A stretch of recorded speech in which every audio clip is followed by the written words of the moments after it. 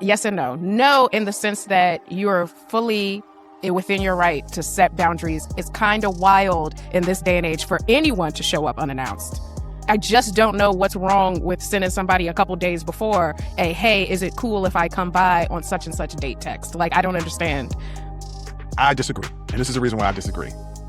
I feel like that's an implied consequence, and I shouldn't have to outline absolutely everything. Matter of fact, no. And I shouldn't have to because I got robbed last time. Okay? Fact of the matter is, can't none of y'all come over no more. Well, I feel like they should respect the boundary. If they don't respect the boundary, it doesn't matter what my response is because I set a boundary. This is an Unsolicited Perspectives YouTube exclusive. All right, Jay, I got an interesting Reddit post for this YouTube exclusive because I think that maybe you might be able to identify with the situation that's going on. So, the title of the Reddit post of Am I the Jerk is, am I the jerk for refusing my home to my siblings and my mother when they do not schedule to visit in advance? Okay. All right, so here's what he wrote. I live in California and my family lives in Texas. I never had a problem with my family coming over and spending a week or a weekend visiting and opening up my home to them.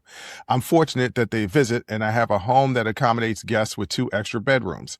I have a family of my own, 3 children, and I'm happily married. I do not have a problem with my family visiting as they do 4 to 5 times a year. My household has a very busy schedule. I work for an architectural firm and the majority of the time I bring my work home. My wife is an ICU nurse. My younger children have after-school activities, sports, music, tutoring, and etc. My oldest daughter, who is 17, also works part-time and is learning from home. All that said, we can accommodate working hours and push things around for company that plan to stay a few days. The problem started when my family started visiting more frequently and unannounced. When they come over, our schedules were hectic and it was always stress-inducing. Along with that, the last time they visited, my sister brought a friend of hers that ended up stealing some jewelry and pawning it when they returned to Texas. Since then, I made it clear that they are to give us at least a week notice if they plan on visiting and no friends.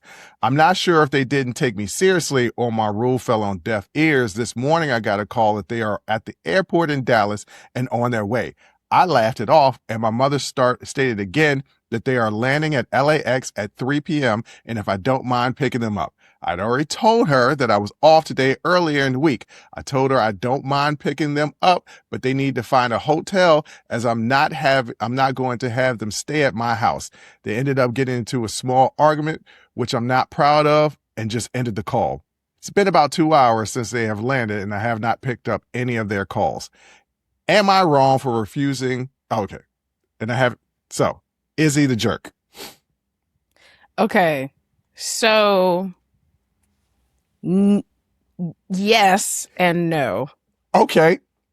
Yes and no. No, in the sense that you're fully within your right to set boundaries. It's kind of wild in this day and age for anyone to show up unannounced. I just don't know what's wrong with sending somebody a couple days before a, hey, is it cool if I come by on such and such date text? Like, I don't understand. What you mean show up unannounced? Like, I feel like that's rude no matter who it is to show up unannounced. Like, that's rude.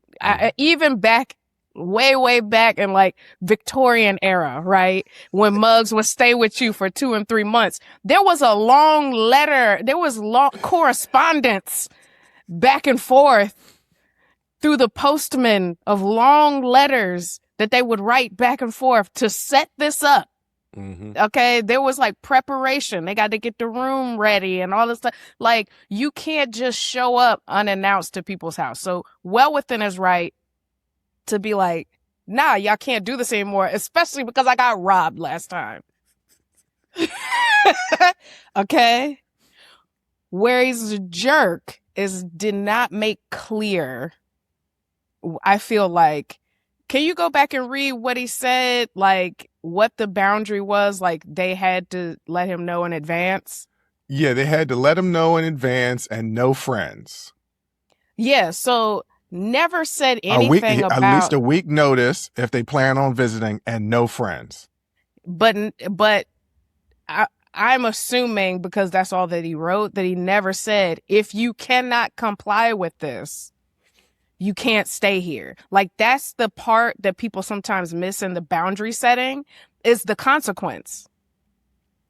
Like, you Okay. can't just tell people you got to give me a week's notice and no friends. Because if they don't give you a week's notice, what's the consequence? He's giving them the consequence. He ain't picking them up from the airport and they can't stay there. But that's the jerk part, because they weren't, I don't think they were aware of that being the consequences, that you can't stay with me if you don't do these things. So you got to be very clear. That's not implied. No, you can't. When you're setting a boundary, you can't just assume things are implied, because what you got to understand is these are people that are used to taking advantage of you. So nothing that you would think would be implied is going to register with them, because they're people that are used to taking advantage of you. So they're hearing, hey, you guys got to call me a week ahead and no friends, but they're not hearing no consequence. So yeah, it fell on deaf ears. So now you can't, now you're just ignoring them, not picking them up from the airport, telling them they can't stay with you. Like, no, that's, all right. I don't think it worked like that. I disagree. And this is the reason why I disagree.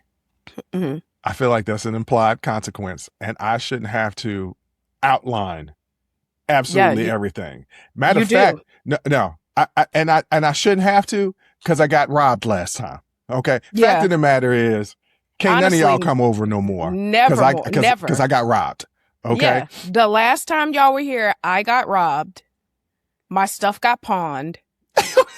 Like, that is crazy. First of all, I'm flying to Texas to whoop somebody's ass. Somebody got to go down for this. Either the sibling or the sibling's friend, but somebody got to go down. Just getting me my stuff back is not... It's not good enough. It's not enough. No, somebody got to get their ass whooped behind this. I just don't feel like he's a jerk at all. I understand what you're saying, that you got to explain things out. I don't feel like you really need to, because it's my home. You have to. Nope. With boundary setting, you have to tell people what the boundary is and then what the consequence is. Because if you just tell them the boundary and they don't hear that there's any consequence tied to it, they're just going to ignore you. These are people who are used to taking advantage of you. Well, I feel like they should respect the boundary. If they don't respect the boundary, it doesn't matter what my response is, because I set a boundary. I don't care if I gave them a consequence. I set a boundary. If you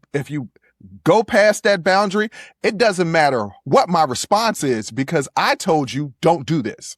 Don't do this. So whatever my response is, I can't be labeled a jerk, because I set a boundary. I said, this is the standard. This is the new standard. You said to hell with that. So I say, okay, you know what? The hell with that. The hell with you. No matter what my response is, I can't be labeled a jerk, because you're the one who established that you're not going to respect my boundary. Because you're the one who set up a situation where you made it okay for them to not respect your boundaries. Where you are the one, this entire time they've been showing up unannounced. This entire time, they've been doing whatever the hell they want to do, and you have not made a fuss about it. It's just been stressful, and you just been taking it. So suddenly, you're creating this boundary, but you're not doing. There's no follow through to let them know that you're serious about it. This is the follow through. He said, "Hey, look." Now you kind of look like a jerk, because he said they called him at the airport. You're like, what? I told y'all gonna have to get a hotel. And then it's a little fight that started. He was like, I'm still gonna pick y'all up from the airport, but y'all gonna have to get a hotel. I think the person, but he didn't even do that. Well, because they started fighting, and then it was like, you know what, the hell with y'all, because I'd have told y'all what the boundary is, and y'all not respecting the boundary. Look, let me just say this. You know me. I said boundaries. People cross them boundaries.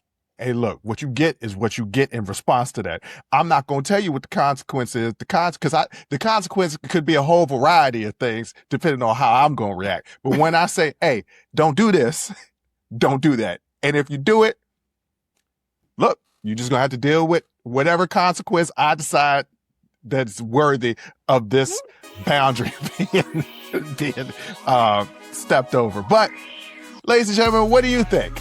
Is he the jerk? Is he not the jerk? Leave a comment down in the comment section and we're going to get at you. Join the conversation and follow the Unsolicited Perspectives podcast on Apple, Spotify, or wherever you get your audio podcasts.